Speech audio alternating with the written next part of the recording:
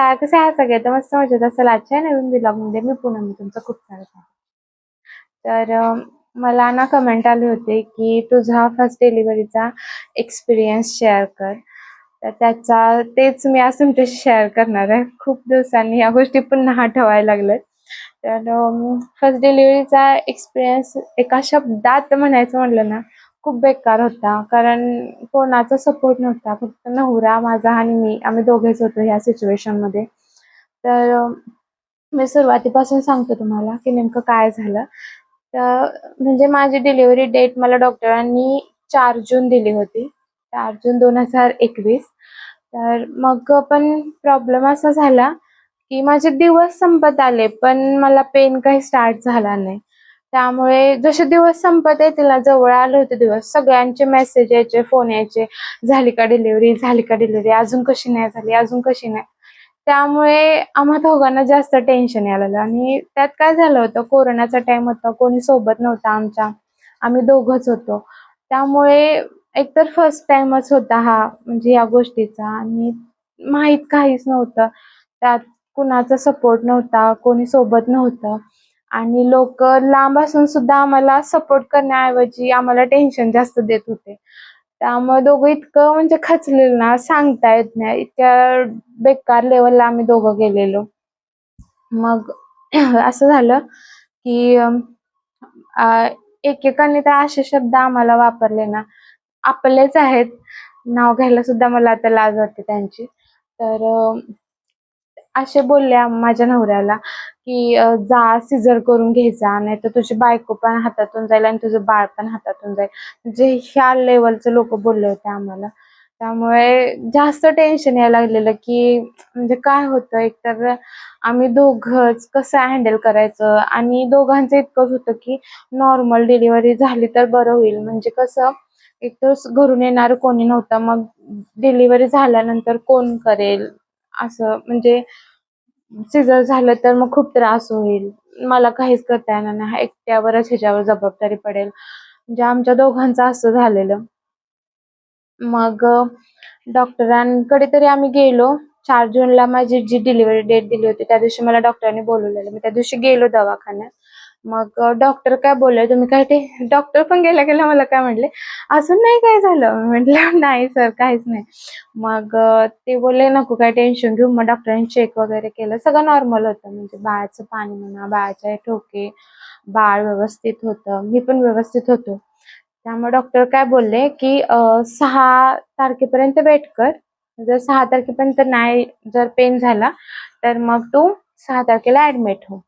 मग आम्ही म्हटलं ठीक आहे. मग डॉक्टर काय बोलले, "टेन्शन काही घेऊ नका, सगळं व्यवस्थित आहे." मग आम्ही घरी आलो. मग परत सगळ्यांचे फोन यायला लागले. काय झालं? अजून कसं नाही झालं? अजून कसं नाही झालं? आता ते तर आपल्या हातात थोडी असते, की कसं नाही झालं असं. मग घरी आलो. 4 तारखेचा दिवस गेला, 5 तारखेचा दिवस गेला. रात्र आम्ही कशी काढली आम्हाला माहिती. 6 तारखेचा दिवस आला. मग 6 तारखेला उठलो लवकर. सगळी घरातली मी कामं केली. मला 8-9 वाजता तरी ॲडमिट व्हायचं होतं. मग सगळं घरातलं मी आवरलं. म्हटलं ह्याला काही टेन्शन नको. मी गेल्यानंतर पुढे मग हा एकटा कसं घर आवरेल असं तसं. मी उठून अक्षरशः फरशी पुसली, सगळं घर चकाचक आवरलं. जिथल्या तिथं वस्तू, कपडे वगैरे ठेवले. माझी बॅग भरली आम्ही आणि 9 वाजता मग बस आली न्यायला. तर हा जो मी फोटो दाखवते, हा मी ॲडमिट व्हायला जातानाचा फोटो मी काढला होता एक आठवण म्हणून. कारण की काय झालं, कोण नव्हतं सोबत. पहिलाच अनुभव. म्हणजे काही माहित नाही कसं करायचं, काय होईल, कसं होईल? म्हणजे इतक्या साऱ्या प्रश्न डोक्यात चाललेले. त्यामुळे इतकं रडू येत होतं आणि नवऱ्यासमोर रडायचं म्हणलं तो पण टेन्शनमध्ये येईल असं झालं होतं. त्यामुळे त्याच्यासमोर मी खचलो नाही आणि तो माझ्यासमोर खचला नाही. अशी कंडिशन झाली होती. मग गेलो ॲम्ब्युलन्स आली न्यायला. चालत गेलो, ॲडमिट झालो आणि ॲडमिट तिथं झाल्यानंतर तिथला जो स्टाफ होता, तो इतका बेकार होता ना, म्हणजे या कंडिशनमध्ये कसं असतं पेशंटला डॉक्टर आणि नर्सनी थोडी साथ द्यायला हवी असते. पण काही काही नर्स डॉक्टर इतके बेकार असतात ना, म्हणजे खचलेल्या माणसाला जास्त खचवतात. तसंच काहीसं झालं, ऍडमिट झालो. मला चांगलंच वाटत नव्हतं कारण सगळ्यांचे फोन येत होते. काय मी तुम्हाला पटणार नाही, मी माझ्या मम्मी सोबत बोललोच नाही कारण की मला असं वाटत होतं की जर मी मम्मीचा फोन उचलला तर मी रडणार. त्यामुळे मी मम्मी सोबत म्हणजे मम्मीचा मी फोन उचललाच नाही. फक्त ह्याचाच उचलला जातो कारण हा एकटा होता.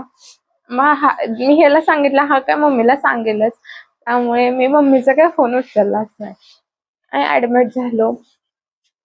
त्यानंतर असं झालं की काहीतरी पोटाचं म्हणजे हार्टबीट वगैरे स्कॅन काहीतरी करायचं होतं. मग मला एका रूममध्ये पाठवलं होतं.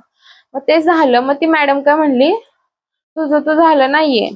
मग मी झालं आणि मी आले ते हार्टबीटचा काहीतरी असा पेपर होता, तो घेऊन आले.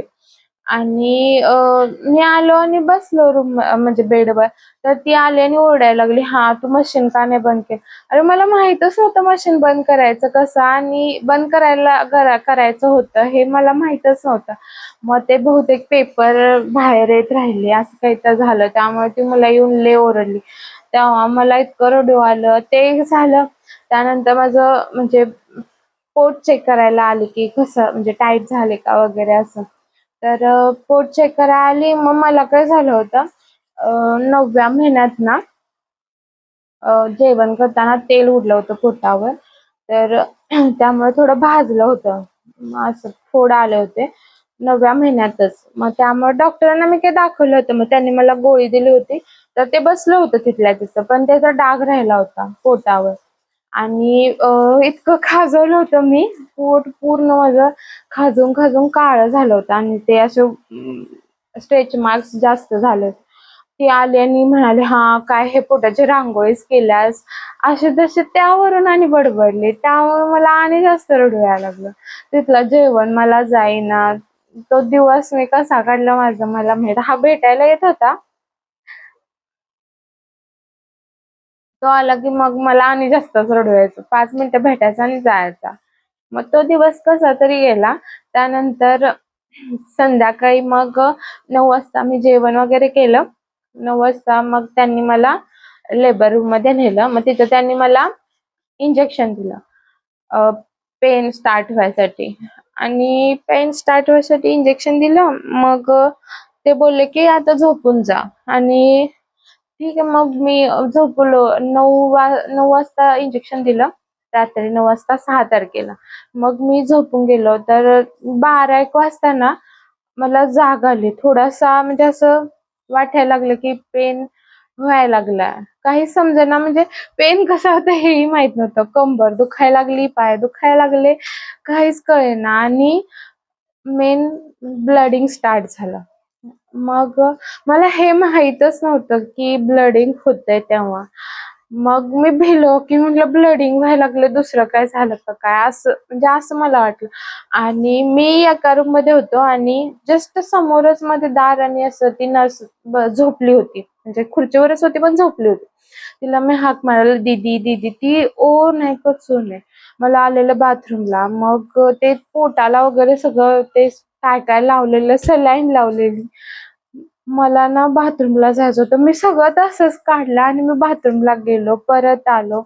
परत आहे तसं मी ते स्वतःच लावून घेतलं आणि मग परत थोड्या वेळाने जास्त ब्लडिंग व्हायला लागलं. मग मी तिला सांगितलं. मग तिने मला कॉटन दिलं आणि ते म्हणली, "ते पकड." मग कॉटन मी पकडलं. त्यानंतर ना डॉक्टर यायचे, सारखे चेक करायचे रात्रभर. बस असं थोडं-थोडं दुखायचं आणि बंद व्हायचं. थोडं-थोडं दुखायचं आणि बंद व्हायचं. असं म्हणजे इतका प्रॉपर जो पेन व्हायला पाहिजे तो काही झालाच नाही. पण दुखत होतं मला रात्रभर. त्यानंतर दुसऱ्या दिवशी सकाळी 6 वाजता पुन्हा डॉक्टर आले. त्यांनी पुन्हा म्हणजे पेल्विक चेक केलं, की हां बाबा बाळ आलंय का नाही काय? पण काहीच नाही. तो म्हणजे बाळ खाली येतच नव्हतं. त्यामुळे मग डॉक्टर पण 10-11 वाजेपर्यंत डॉक्टरांनी वाट बघितली. 11 वाजता डॉक्टर म्हणले, की सीझर करायला पाहिजे. कारण टाइम खूप होत होता आणि म्हणजे जो मला वाटतं 2-3दा डॉक्टरांनी इंजेक्शन दिलं, पण त्याचा काहीच असर झाला नाही. मग 2-3 वेळा मग डॉक्टर 11 वाजता ह्याला म्हटले, मला ह्याने नंतर सांगितलं, की नाही सीझर करायला पाहिजे. डॉक्टर तो इतका भारी होता ना, मी त्याला कधीच आयुष्यात विसरू शकत नाही. इतका चांगला होता ना, म्हणजे त्यांचं बोलणं इतकं प्रेमळ होतं, म्हणजे असं मुलीसारखं एखादं. थोडे एजेड होते आणि म्हणजे घमंडी अजिबात नाही, की असं रागाने बोलायचं, चिडून बोलायचं, कधीच नाही. ते माझ्याशी एकदम नॉर्मल बोलले. ते बोलले, "होईल, होईल, होईल." मग ते झालं. त्यानंतर ना 10-11 वाजता ह्याला तर म्हटले, की सीझर करायला पाहिजे. मग हा म्हटला, की "सर बघा प्लीज काय होतंय का?" असं-तसं. मग 12 वाजले. 12 वाजले. मग एक डॉक्टरच होत्या त्या. तर त्या लेडीज डॉक्टर आल्या. मेन डॉक्टर तर होताच, पण ह्या डिलिव्हरी करायला एक लेडीज डॉक्टर आल्या आणि मेन त्या महाराष्ट्राच्या होत्या. त्यामुळे खूप सपोर्ट झाला. त्यांनी मला इतका म्हणजे मेंटली सपोर्ट केला ना, की अजून थोडा वेळ म्हणजे माझं नाव घेऊन ते म्हणतात, "पूनम अजून थोडा वेळ, अजून थोडा." अजून मी तरी लास्टला असं झालेलं ना, की बास आता सीझर करा, मला नाही सहन होत. इतक्या लेव्हलला मी गेलेलो. पण माझ्या 2 फ्रेंड्स आहेत, तुम्हाला माहीत पण असेल वैशुदी आणि प्रियांकाने. ह्यांनी मला जायच्या आधी सांगितलं होतं, की त्या दोघी अशा आहेत ना लुकड्या-सुकड्या, त्या दोघी म्हणलेल्या, "आम्ही करू शकतो, तर तू का नाही?" बस मी फक्त हे एकच वाक्य डोक्यात धरलेलं, की हां बाबा ह्या करू शकतात, तर मी का नाही? मग 12 वाजले, 12:15 वाजले. 12:15 वाजता मग पेन स्टार्ट जास्त व्हायला लागला आणि डॉक्टर म्हणजे बाळ खाली यायला लागलेलं. मग डॉक्टर म्हटले, की आता होईल. मग 12:30 वाजता मला त्यांनी त्या लेबरमध्ये जे मेन लेबर रूम असते तिथे नेलं. तर तिथे नेल्यानंतर माझ्या कळाच बंद झाल्या. मग तरी ती नर्स म्हणली, डॉक्टर पण म्हणले, "तू पुश कर, काय होईल ते होईल." मग कळा बंद झाल्या मला पण काहीच समजेना. मग कसं तरी ओरडून-ओरडून पुश केलं. त्यानंतर ना 12:49 ला अनाया झाली. तर ती फिलिंगच वेगळी होती. सगळेजण खुश झाले आणि अनायाचं वेट पण छान होतं आणि नॉर्मल डिलिव्हरी झाली. वाटलं पण नव्हतं. हा पण खुश झाला. आणि मग मी तेव्हा मम्मीला फोन केला. त्याच्या आधी मी रात्रभर मम्मी मला फोन करत होती. हा पण फोन हा तर इतका फोन करायचा ना तासा-तासाला. "झाली काय? झाली काय?" मला इतका राग येत होता ना तेव्हा. झाली का म्हणजे माझ्या हातात आहे का 2 मिनिटात व्हायला. असा मला राग आला. पूर्ण रात्र माझी अशी झोप तर एकतर येत नव्हती. जरा डुलका लागला ह्याचा फोन. "झाली काय? झाली का?" आणि त्यात एक तर राजस्थानमध्ये इतकी गरमी होती तेव्हा. ओरडून-ओरडून माझा घसा हे झाला होता. त्यांनी पूर्ण रात्री मी 9ला जे पाणी पिलं होतं, त्यांनी दुसऱ्या दिवशी सकाळी मला 6 वाजता बॉटलचं टोपण एवढं असतं ना, ते अर्ध टोपण पाणी प्यायला दिलं. तेवढंच. एवढा घसा कोरडा झाला होता आणि रात्रभराचा फोन. "झाली का? झाली का?" मला आत्ता हसू येतं, पण तेव्हा मला इतका राग येत होता ना, कसं होईल लगेच आणि काय माहित नाही, काय नाही आणि झालं काय, झालं काय. ते झालं त्यानंतर मग मी 12:49ला अनाया झाली. मग तेव्हाचा हा फोटो आहे. माझी हालत तुम्ही बघू शकता इतकी बेकार झाली होती. आणि असं झालं, की एक गोष्ट चांगली झाली. मला दूध पण लगेच आलं आणि अनया पण प्रॉपरली म्हणजे तिला दूध ओढता आलं. मला सिस्टरांनी पिलो दिली आणि म्हटली, की असं पाज. ते पण माहीत नव्हतं. मग त्यांनी पिलो दिली आणि अनयाने प्रॉपर म्हणजे दूध तिचं तिनं पिलं. त्यामुळे तोही एक त्रास झाला नाही. दूध पण भरपूर आलं मला. आणि डिलिव्हरी झाली. मग दुसऱ्या रूममध्ये शिफ्ट केलं आणि पहिला म्हटलं मला जेवायला द्या. तर असं होतं ना एम-एचमध्ये, की आता हॉस्पिटलमध्ये असं नाही, की तिखट नाही खायचं असं काहीच नाही.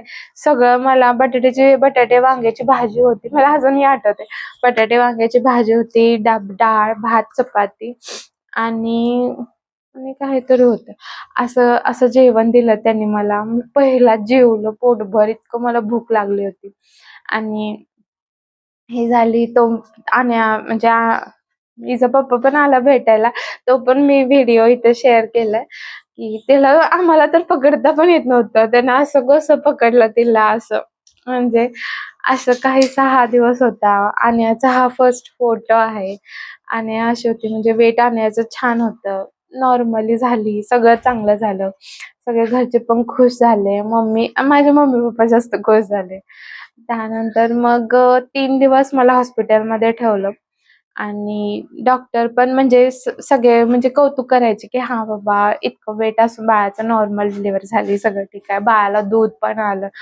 असं. मग एक एक एकाने मला फोन केला होता, "दूध आलं तुला?" मी म्हटलं, "हां, आलं."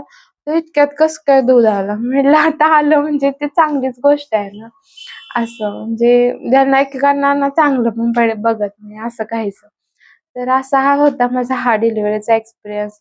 त्यानंतर 3 दिवस दवाखान्यात बाळाला घेऊन मॅनेज करणं थोडंसं अवघड जायचं. बसता येत नव्हतं, उठताना स्टिचेस पडले होते, थोडासा त्रास झाला.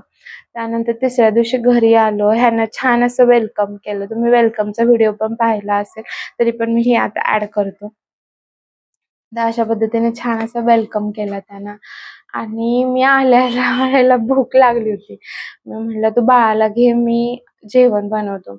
मग मला आठवतंय अजून पिठलं भाकरी केली मी. तिसऱ्या दिवशी डिलिव्हरी झाली होती आणि जाऊन मी पिठलं भाकरी केली आणि बाळाला सांभाळलं. कारण की ह्याला पण थोडासा कमरेचा त्रास आहे. त्यामुळे ह्याला मी जास्त ताण नाही दिला. म्हटलं देव आहे, होऊन जाईल. तर कोणी नव्हतं पण आम्ही दोघांनी मॅनेज केलं. झालं आता. आता ह्यावेळी बघू काय होतं. ह्यावेळी तर आमच्यासोबत अनया आहे. होईल सगळं जसं पहिला झालं, आता तर सगळा अनुभव आहे. बाळाला अंघोळ घालायला येत नव्हती, तेही आम्ही दोघं शिकलो. मलाही येते, यालाही येते. तर असं काहीसा होता हा माझा अनुभव. तर तुम्हाला हा व्लॉग कसा वाटला नक्की सांगा. खूप साऱ्या गोष्टी आहेत सांगण्यासारख्या, पण आता डिटेलमध्ये केलं नाही. 1 तास जाईल, तास दिवस जाईल असं आहे. तर तुम्हाला हा व्लॉग कसा वाटला नक्की सांगा. काळजी घ्या सगळे.